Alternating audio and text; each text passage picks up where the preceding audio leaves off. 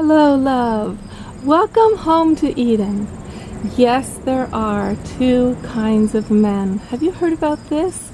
Science has discovered there's a long chromosome man and a short chromosome man. Whoa, what does that mean?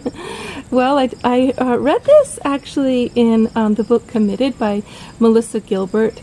You can read amazing things in that book. It's called Committed, and it's all about the way we get trapped as women when we get married through the laws that are set up to keep us that way. But hey, what's a long chromosome man? He's a guy who's actually really committed to one woman. He's a guy who has no problem with faithfulness. He loves it, actually. He loves being in love. He loves being totally devotional and present, and he actually isn't even tempted by flirtations and affairs and all those kind of things. He's just really happy in a relationship. He's 100% there. Who's this fantasy guy? Actually, he's all around, and you might be one of them. You might be trying to call yourself a bad boy and say, oh no, I need pornography, I need to flirt because I should. No, you might not need to, because you're you, and you might have a long chromosome. Well, what about the short chromosome guys?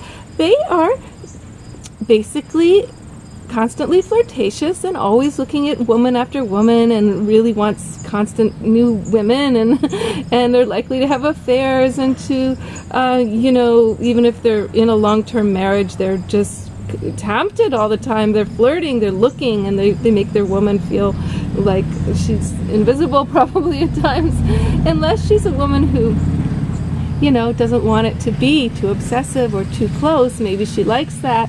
We're not going to judge this, okay? Science says that the two kinds of men are actually really necessary, because one is for mixing up the DNA of the species. That's the short chromosome guy. And one of them is for raising kids and being in relationship with women. So why, girlfriend, you're going to ask, how come I only meet the short chromosome guy? I only meet guys who are just like flirting all the time. They're not really there. They're coming and going. Well, part of that is that's the male chauvinism of the world, of the country, that is trying to train guys not to be happy, not to fall in love, to just be very shallow. And there's a ton of long chromosome guys who don't even know that that's who they really are, But think about it. The long chromosome guys, they're usually in a deep relationship or already married. Long term, they're not looking anymore, and they're not out flirting, right? They're home, with their family, or they're earning money to support their family, or they're with their girlfriend, or they're abstaining from relationship because they know they're really deeply, powerfully moved by love, and they'll be all in it when they're there, and so they want the right woman. So they're really very careful and very cautious, and they're not just flirting. They're really getting to know women as friends, or just developing themselves as a man until they feel ready to really jump in and give their all.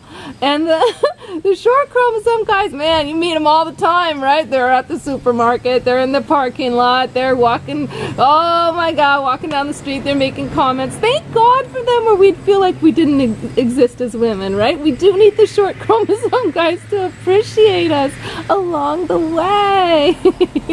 And, if you want an affair or just a lot of flings, short chromosome guys are going to be happy. You're not going to break their hearts. They're just going to be like, cool, I got laid. This is so amazing.